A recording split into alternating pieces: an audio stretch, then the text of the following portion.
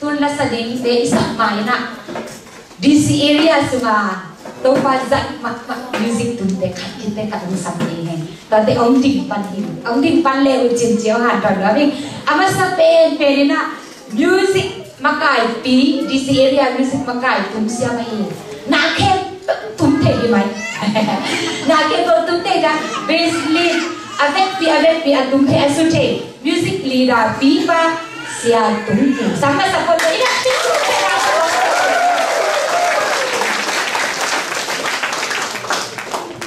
Chào ông đòi tôi nghe, ông Hoa tôi nghe anh nghĩ là tụm co mà nó biết xí co mà lại tụm thể xiêm chị tất cả xiêm cả ở bên kia nó theo na tòa ông khai pa nó biết về là một cái lô mặc tay ta ok anh đừng có đồng đòi là ready rồi cái sao đỡ mà ngồi lại bớt xiêm ở phật vào okay, kita atumna siang mak mai dia makan tum siang mama ahi ham apa awet lo khat mai ben siang cik tak ada siang lam ben ke lo athe ne lo ayang ông tum tak tak sin tum ông tum tak tak siang ben no ngak te le chui ya ti ben kaya sila upyang best upyang ai ko pada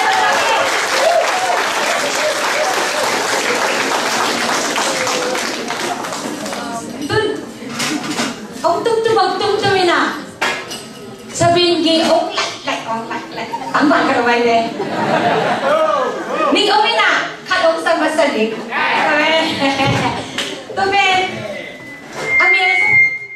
Amazon masubu siapa cerita kata DC area di amuan hoài mak drama koyang deh zakai ya pikaya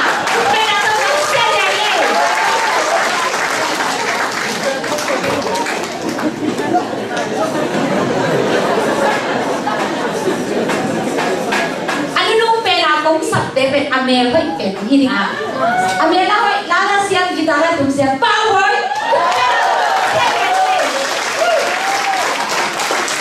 ông say cái gì đi hả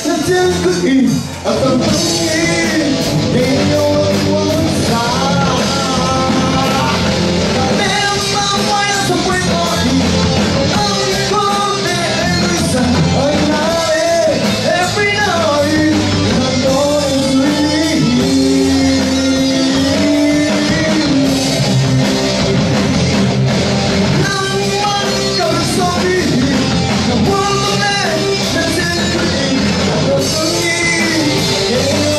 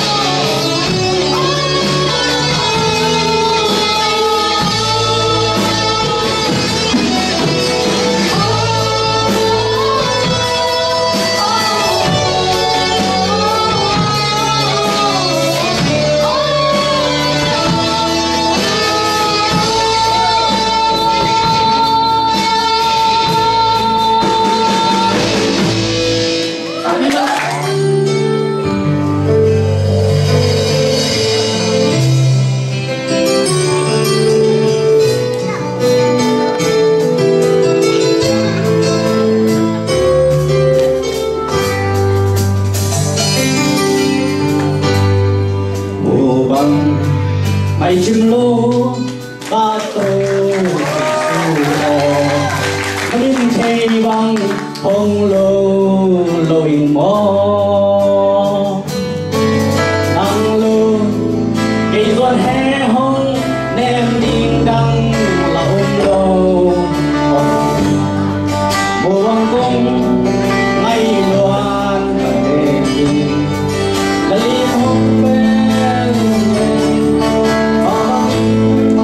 hôn tôi xa mồ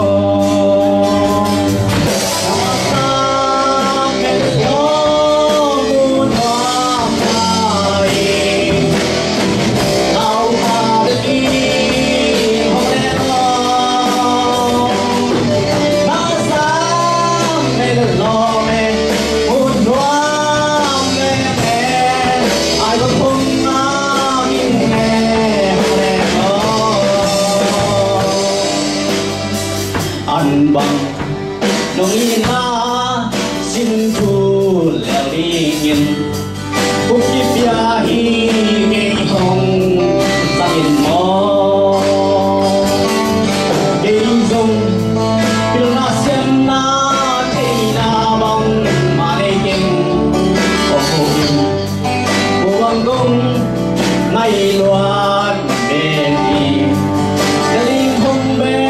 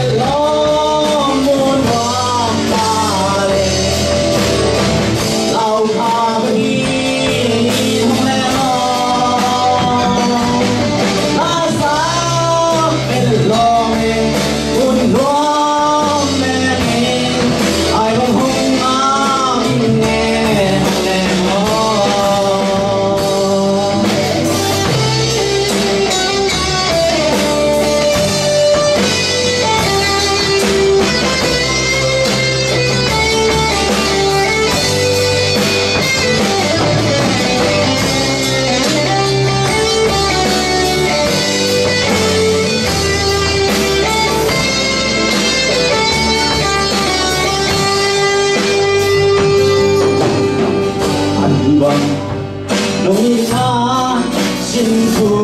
lại nhìn cũng kiếp bia hi cây hồng ra mình mò cây rong biểu là xem na thì na bằng bài kinh ở hồ in mùa vàng cung ngày loan về thì là lim hồng bé linh nghe và bằng tôi sang ngõ mà xa mẹ lo muốn hoa mà lên nào khó đi huê lo đã xa mẹ lo mẹ muốn hoa mẹ ai đang không nắng nghe không lẽ lo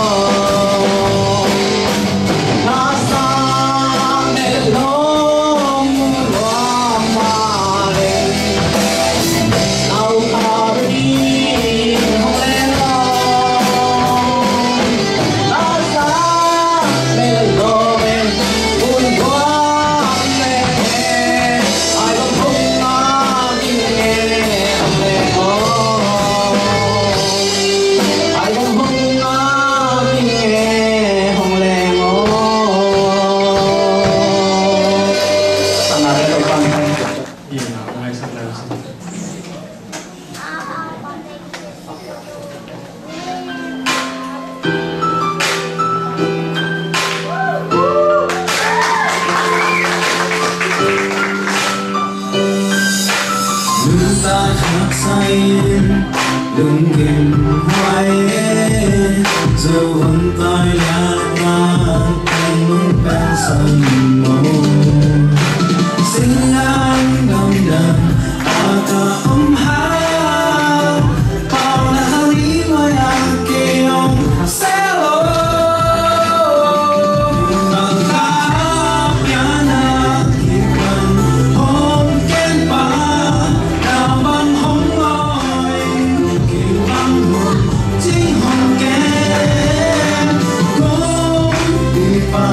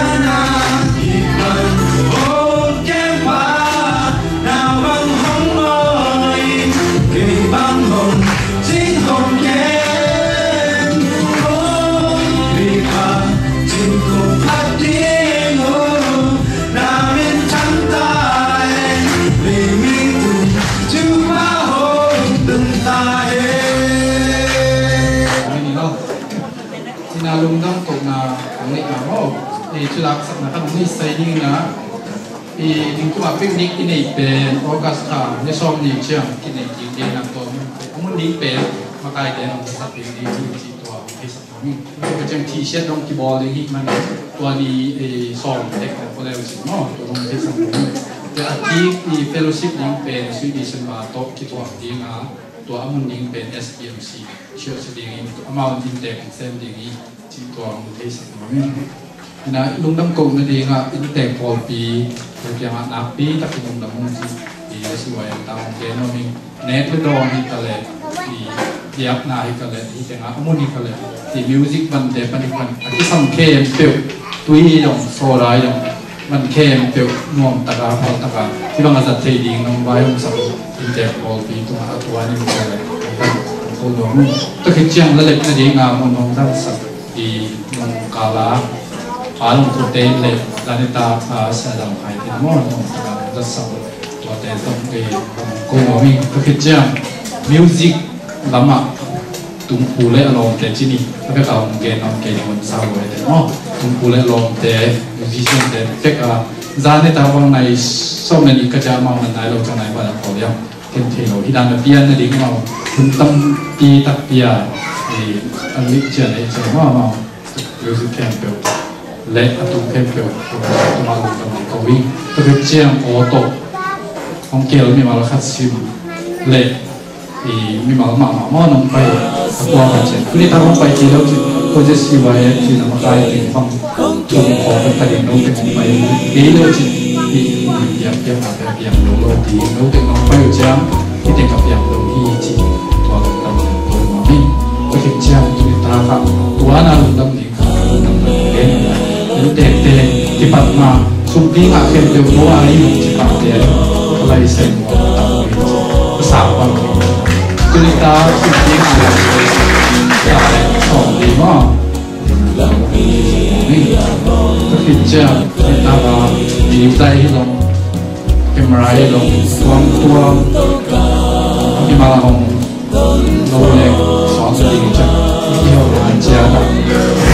เยี่ยมเสียงจิตวิทยาได้ไปแล้วมาส่งปีคำเตือนฟิโลเมตรพอพี่เจ็ดตั้งตัวพอ te zon lai in zomi sungat gibungkan na le ina ipapasit yang panumpay ina chupa te zomina itu mite mo na tangi na singat te tu amo na pokya tu pasi suk yang panumpay na pai omay sang na chupa te le ina chupa te zomina Kubai sung palang pa sang te sumate kasiyang lo yang panumpay nunok na sumate sumula bidang mi mapat sa ton tu na ton